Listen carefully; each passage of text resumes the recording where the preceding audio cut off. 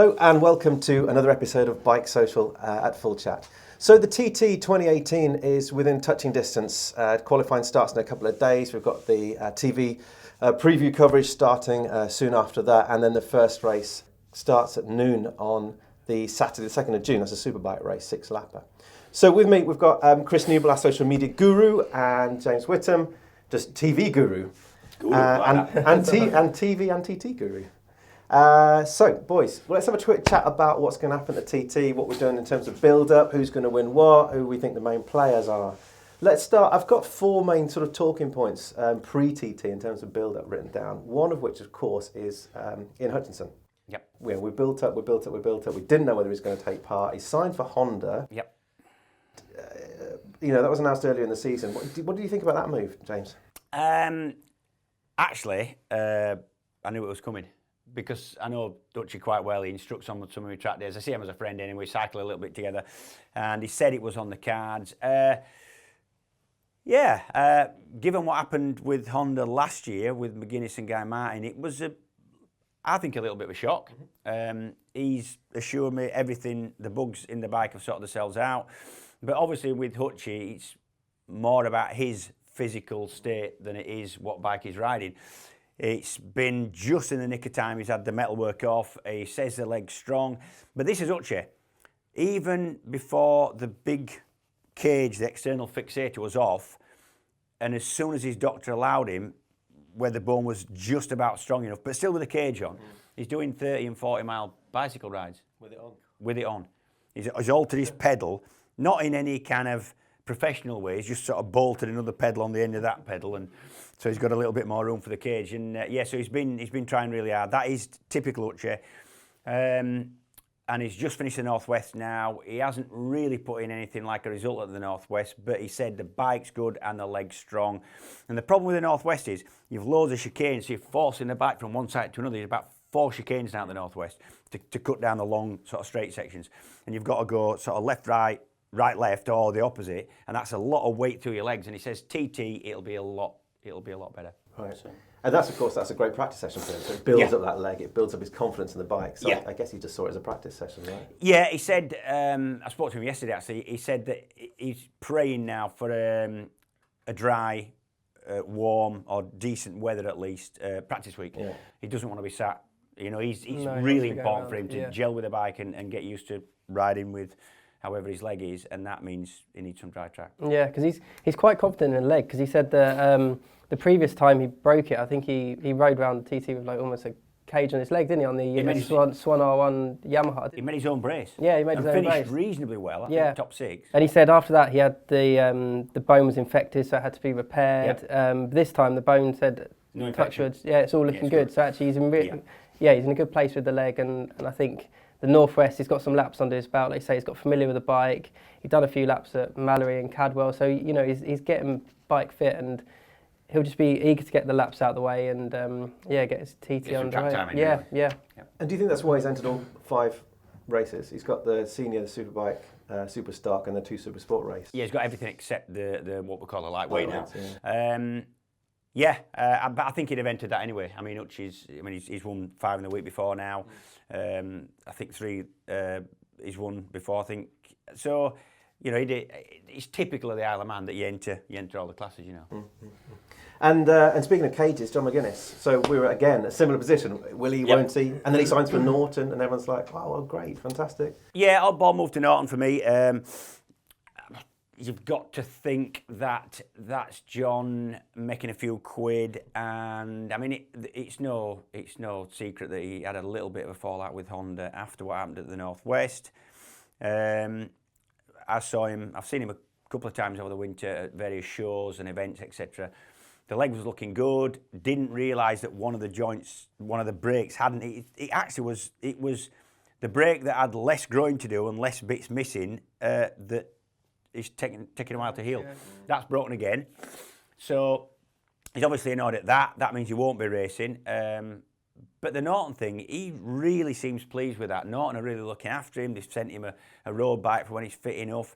And he's really enjoying the sort of cool branding of it, Yeah, we were over at the TT launch a few months back, and He was actually up at Glen Country Road. He was just about to announce the deal with Michael Dunlop and the 600 bike they were producing for him, and he's in really good spirits. He had his crutches, and actually I was just speaking to him, and he said, "Yeah, I've just had the call from a surgeon. Hopefully I can take some of my first steps this afternoon." And he did. He walked up on stage at the TT press launch, and then the whole crowd was so pleased to see him, and he was buoyant. He was really ecstatic to be up there, and it's just such a shame that this has happened at such a late date. But he's going over to the island. He went over last night, and hopefully we might see him out doing maybe a few parade laps or selling books.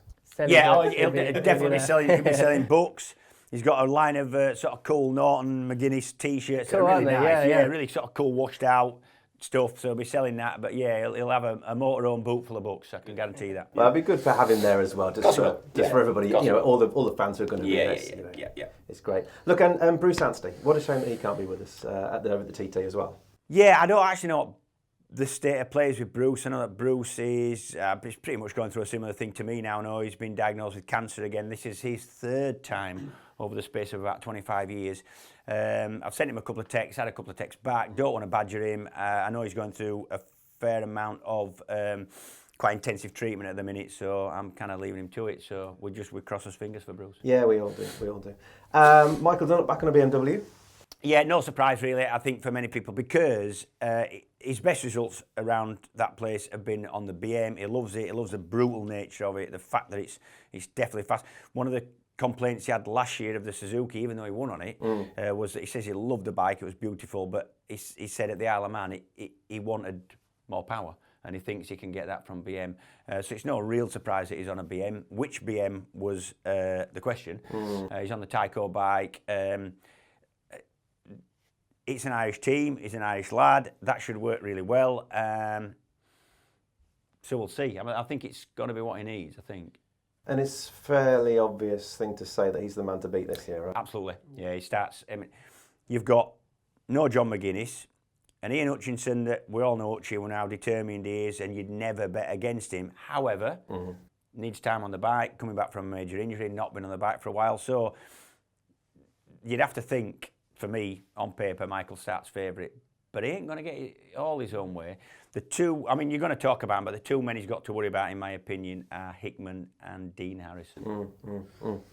So Hickman, fourth fastest time ever, 132, just under 132 and a half. Yep. And Dean Harrison, what's he done? He's done just over 132. He's got 8 podiums. He's won the lightweight a few years ago. He got his first 132 plus last year, on his way to third. And he knows the bike, he knows the team. Yeah, he knows the bike, knows the team. He's been with them for years, and he's as settled and as ready as I've ever spoke to him. I speak to Dean all the time. So he lives up near me. He's and he does some training on your track days and stuff, doesn't he? He's mad as an egg. The bloke's completely mental in a lovely, lovely way. And he said he's never been as ready. Also, interestingly with Dean, he's done a couple of BSB races, and he's done both super stock class and superbike, and acquitted himself really well. He ended up 10th in one of the super stock 1000, and that's a competitive field. And some of his lap times have been at Brands and at Donington have been really, really impressive. So I think he'll be sharp. I expect Christian Idden that Superbike test, BSB test last Thursday, and Idden's dad runs the team at Harrison. Correct, Paul, So Idden probably, he's going to big up the team anyway. But Idden, he said expect a victory from that man this year. So I think so. I think it's on the cards. So yeah. I mean, we all know how the Isle of Man works. Even in this day and age when bikes are really reliable, they don't break frames anymore like they used to in the old days. They don't get any seizure issues. However, it's still hard on bikes. You can have a puncture, you can have a bad fuel stop, you can have anything, any cracked exhaust or whatever. We know there's an attrition rate, and if you are running top 2 or 3 at a TT, anything can happen. And I think Dean's going to be right there. I do. And Peter Hickman we've mentioned as well. Yeah,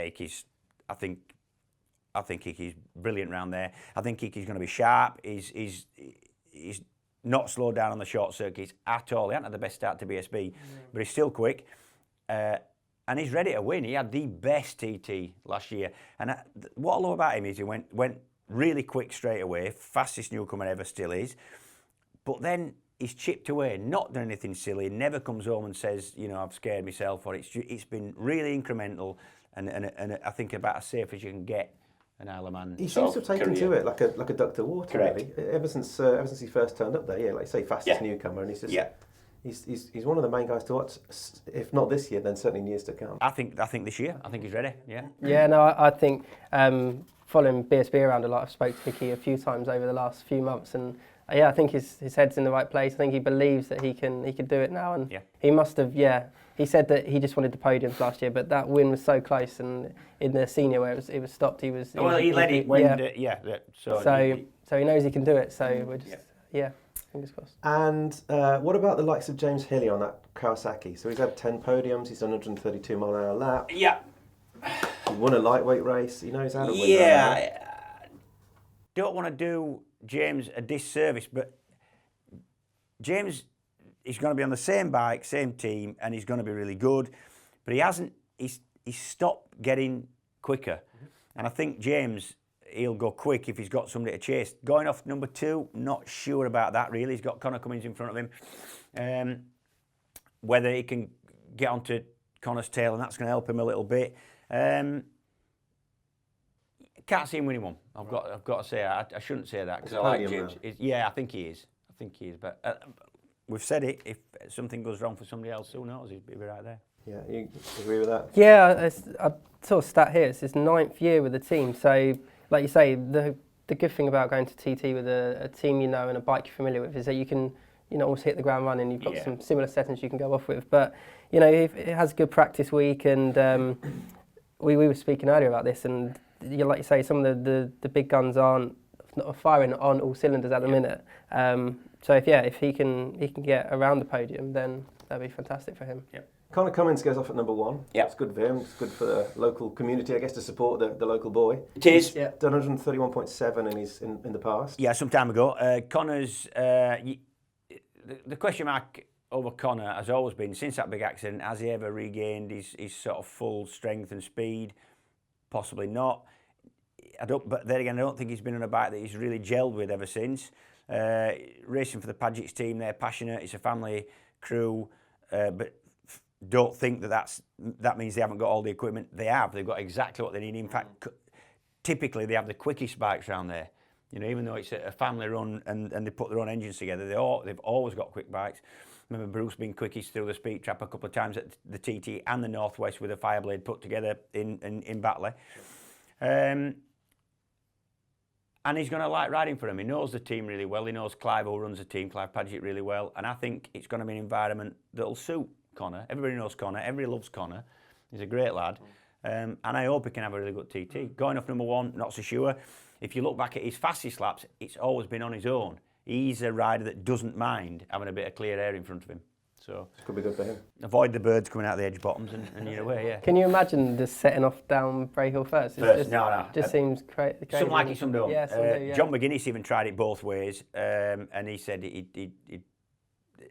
didn't mind it. He knew his way around, but he said it was a weird thing going off with just nothing. Yeah, surely that would be in the back of your mind. It certainly would be for me. I think Conor likes it. I think Conor wants a bit of fresh air. The crowds be going crazy, won't they? Completely. You hear the radios and they'll be like number 1 self. And is he riding the RCV?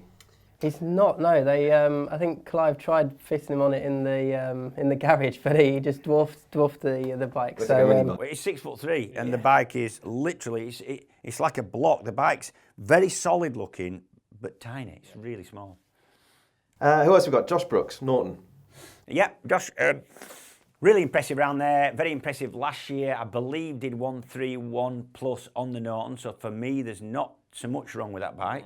He didn't look. He's not said he was fighting the whole way around. It seems to handle. I think it's going to be everything they need. Can't see him winning one, but you never know. Again, Josh clearly has the credentials on short circuits, and he loves the Isle of Man. And he's still getting quicker over there. He had a bit of a backward step when he got on the Yamaha. I just didn't like the way that bike handled around there. But I think he made the Norton go last year, and there's no reason to think he shouldn't this year. He was out at the Bennett's Classic TT end of last year, and he rode the Pattern instead of John McGuinness at the time. And he went on and won. He won it. So he said he went out there to get some more laps, but he's generally just fallen in love with the island. I think he's really caught with it, and he'll go really well this year. I think so. So he knows his way around, he knows how to win, he's on a cracking little bike there, and it sounds fantastic, and it gets the crowd going, and it's getting quicker and quicker each year it goes back to the TT, and they seem to, judging from social media alone, they seem to have spent a lot of time developing the bike with fairings, with engine characteristics and so on. That's the thing about the Isle of Man. We know how difficult it is to build a bike that has everything you need. It needs to be really, really quick, and handling-wise and chassis-wise, it needs to be not what you need for a short circuit. It's different. You cannot just take your BSB bike over and expect it to work because it won't.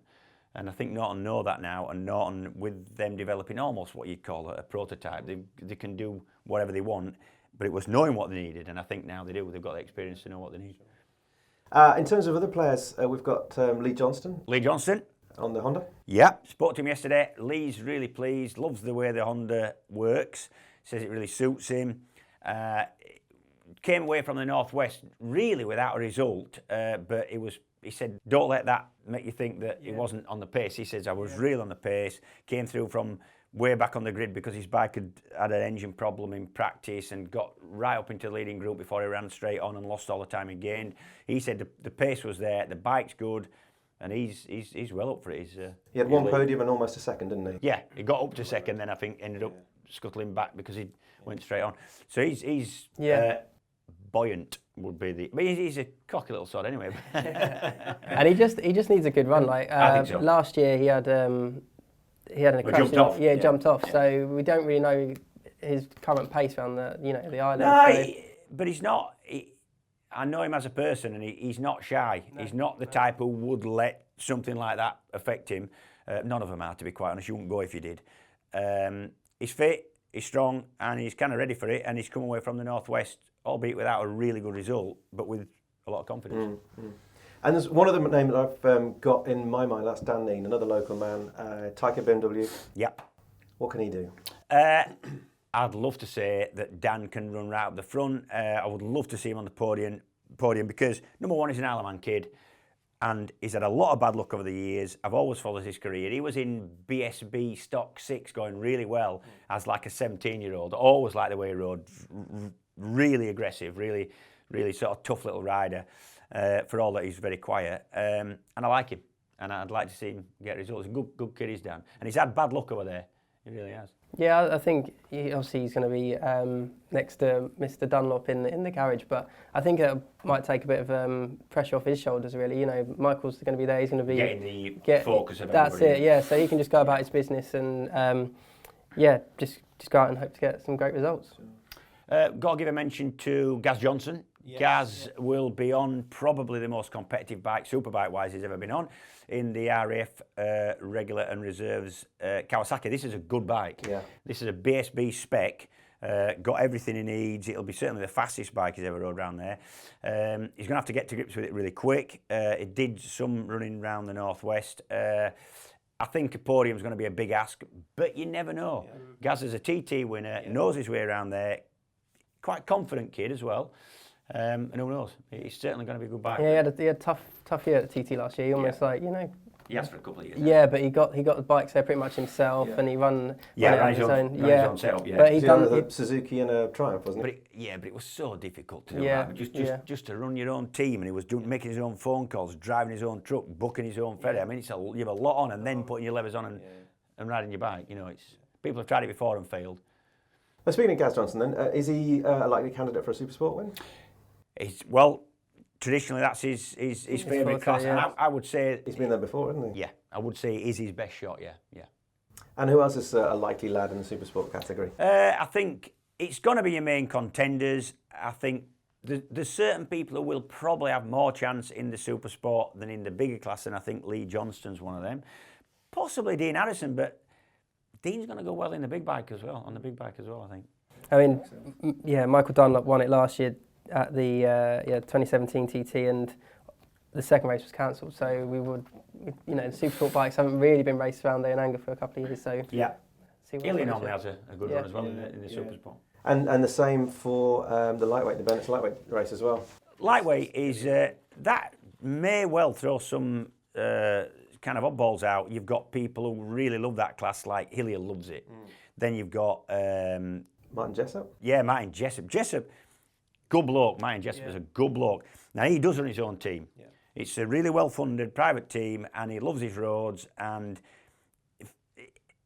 he's taken to the roads, and he does his own thing. And what I like about him is, because he's basically paying for himself, or his family is, he makes his own decisions, and he stands by him. I remember him, there was some weather issue, and are we going to go out and race, and we're not? And he says, I'm not going out. I don't want to race. He's not bothered. He doesn't. There's no pressure on him. He does it because he loves doing it. Yeah. And I think the lightweight will be his class, and he's got a really good bike as well. Yeah. And he showed a bit of pace in the Northwest as well, didn't he? Yeah. He didn't get the results, but he was... Yeah, he done just other in the lightweight TT. Obviously, Michael Rutter's back on the pattern this year. He won it last year on that bike. That bike looked quick at the Northwest as well. And then Michael Dunlop's riding the second pattern. So, yeah, we all know how he knows his way around that circuit. Battle between the Michaels. It could be, yeah. Rutter's a lovely old school rider. He ain't going to win what you'd call a mainstream TT, as in your superbike or your senior, possibly not a super sport either. Lightweight is going to be right in the mix because he's got a really good bike and it just suits his style. He's really, for all he's had it on what he's getting on for 50 now, he's my club race with him years ago. Really nice economical style. He's really tucked in. He loves the way you've got to think about dragging the speed out the corner with a lightweight, because you scrub speed off, you're not getting it back for some time. You know, you've got to let it build up again. So he loves that class. Yeah, he does. Yeah. And speaking of Rutter and potential victory, he's lined up on the Mugen in the TT0 race. Yeah, and alongside Lee Johnston. Yeah, that's been really messed about because it was going to be Bruce Anstey and Lee Johnston and John McGuinness. So two of those are out. So Anstey and McGuinness are out. That leaves Lee and now Rutter. So one of them's going to win it. Not a lot of competition, have they? No, frankly. And it's a multi-million-pound effort. You know, going back 5 or 6 years when we were first looking at TT0, there were lots of schools and apprentice shops and universities producing. They were getting an R6 or a J6 R600, putting a big motor in it and batteries and producing their own kit and going and getting round. But since Mugen and other that Motor Chish and other people have put hideous amounts of money in, that's brilliant in one way, but it means that the lower funded teams can't compete, so it really means that the field's sort of narrowed down a little bit, really. Yeah, it's a shame. I'd like to see that take off. I'd like to see it be a bit more competitive and other brands come in and give the Mugen guys a run, or at least... It's expensive. Yeah. That's your problem. It's really expensive to produce something that fast. Let's not forget, it's 120 mile an hour average lap bike now. And as McGuinness always says, because there's a lot of motorbikers are all like me, they're all sort of petrol heads, and it's electric bikes and blah, blah, blah, huffing and puffing, and it's not a proper TT, it's only one lap. But as John McGuinness says, you won't want to sit on the back of it when I'm going around at 120 miles an hour. It's a thing, yeah. I wonder what the future holds for it. I wonder where it's going to go. How long will if it's just the Mugen entering year after year after year who are going to be at that kind of level, and nobody else is coming. How long will the TT back it? Or that's the question. That is the question. I mean, are electric bikes and cars the future? I'm told they are. I believe that. But a one-lap TT, not so sure, really. I mean, the Mugen would do 4 laps easy, but it wouldn't do 4 laps at 120 miles an hour. It's a sort of weird trade-off. But yeah, they tell me it's the future. Maybe so. Look, let's just switch focus for a second. We've seen two of the quickest boys at the Northwest in Glenn Irwin and Alistair Seeley. Yeah. Why aren't they at the Isle of Man? Why aren't they competing at the TT too to show us their worth? The Northwest is kind of unique even in road racing because it's really quite a simple layout. A lot of it, it's not in built-up area. So for a road circuit, it's about as near a short circuit as what you can get. It's very easy to remember. There's 4 or 5 chicanes around the place now that weren't there in my day. But even in my day, it was just basically 2 sides of a triangle. One had a few squiggles on, the other 2 were dead straight.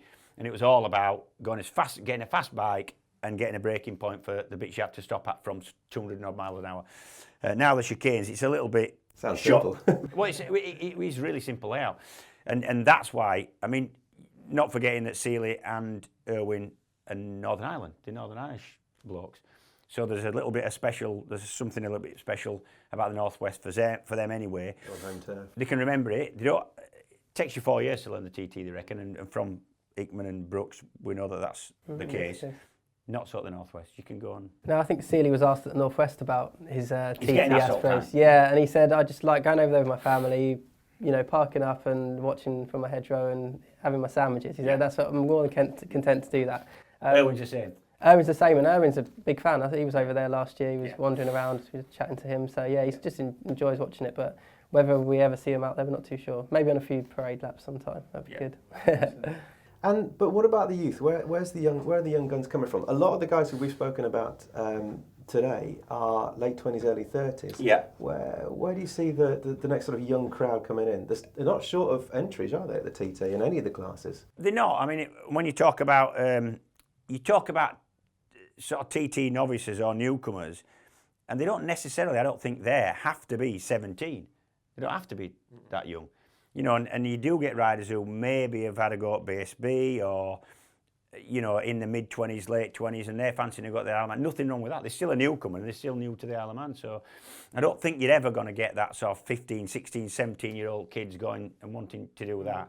A lot of riders like your Hickman's decided, he's had a go, he's very good at it, and he can make a living.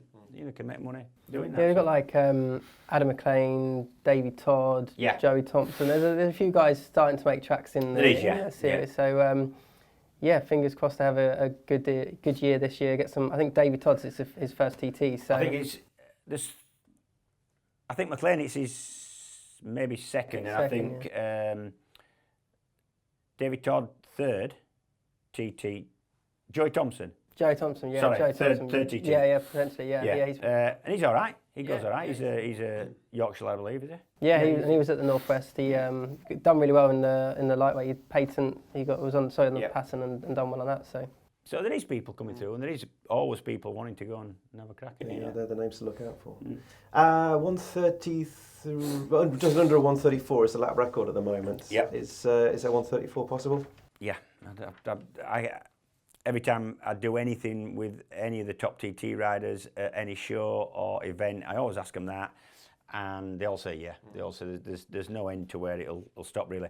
But you need a set of circumstances that will allow them to do that. One of them is good weather. They need a really good run through practice and get their eye in really.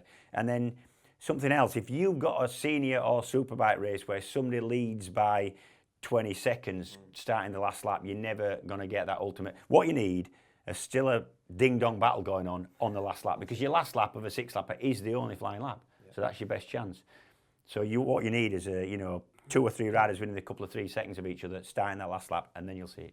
You've ridden the TT course, you raced there. Going into that final lap, and you know you've got to go quicker than you ever have been round there, probably previously, to take the victory.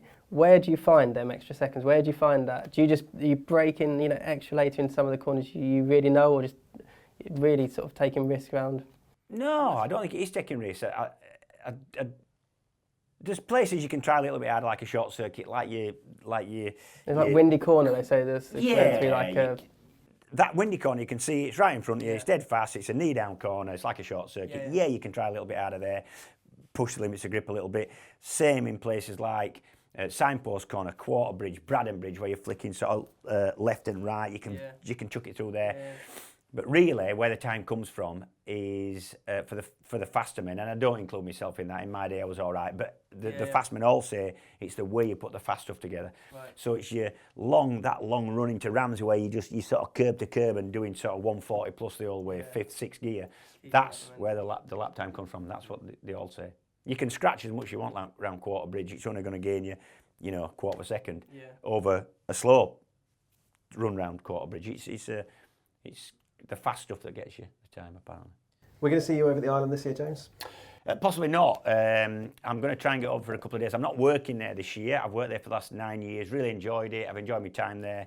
It's a new TV production company that's doing the footage now. It's going to be shown in the same places. It's going to be ITV4 generally. And so, no, I'm not working there, but I'd like to get over for a couple of days. It's a lovely place. And where do you recommend people watch from?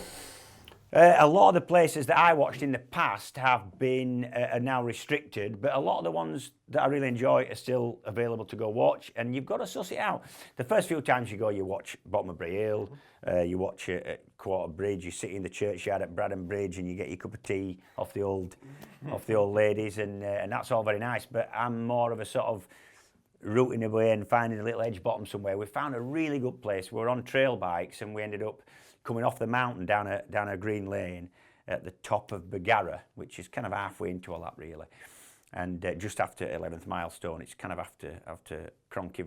So you're on the inside of the circuit? Yeah, we were on the inside of the circuit, in the edge bottom, just kind of like that, and right at the top is where the bikes kind of they clipped the left-hand side, and then you drift really right wide, and then you run down, and our edge were just there as the bikes were, well, it felt that far, but possibly to the maybe 4 feet, and you got the sort of wind rush and the kind of sonic boom as the wind came past. Fantastic. So I'm more of one of them myself. Get in the edge bottom with your radio and your flask and watch. Can't love the TT, haven't you? Final word then, what about the sidecars? Can anyone beat those Birchall brothers? I don't think they can, no. The Birchalls are the most... I love the sidecar boys because, do you know what? It's the only class where you get people who...